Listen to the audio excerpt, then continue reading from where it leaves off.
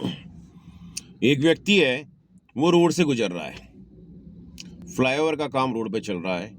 एकदम से धड़ाम से उसके सामने कोई चीज आके गिरती है और उसका रास्ता ब्लॉक हो जाता है और करीबन 3-4 घंटे तक वहां से हिल भी नहीं पाता, मूव भी नहीं कर पाता। अब वो व्यक्ति क्या करता है, जो व्यक्ति ऊपर काम कर रहा था उसके अगेंस्ट केस ठोक देता है कि इसके कारण से, बिकॉज ऑफ दिस पर्सन, मेरा सो एंड सो काम अटक गया और मैं वहां से हिल भी नहीं पाया।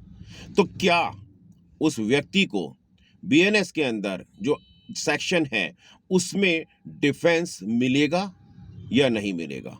तो आंसर आता है यस, नो। अब यस और नो कैसे हो गए?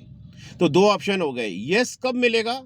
जब कि मान लो, क्योंकि इसलिए मिलेगा क्योंकि वो व्यक्ति लॉफुल मैनर में काम कर रहा था, एक लॉफुल एक्ट कर रहा था, उसके पास में जो ऑर्डर्स थे कि उसको ये काम करना है, तो यानी लॉफुल मैनर में कर रहा था कि उसको करना है। अब क्या होता है कि और उसके पास में प्रॉपर वो उसको मशीन को चलाने की सब कुछ उसके अंदर ट्रेनिंग भी है, तो उसको वो डिफेंस मिल जाएगा। लेकिन नहीं मिलेगा। कब नहीं मिलेगा? यदि अगर उस व्यक्ति ने 2 दिन पहले अपनी मशीन, जो जिस भी मशीन को वो काम में ले रहा है, उसको जाकर के मैकेनिक को दिखाया था, उसको कुछ प्रॉब्लम आ रही थी। मैकेनिक ने कहा था कि ये आप कुछ इसका पहले काम कराना फिर इसको ऑपरेट करना, और वो फिर भी उसको कर लेता है, तो यानी वो लापरवाही कर रहा है यहाँ पर।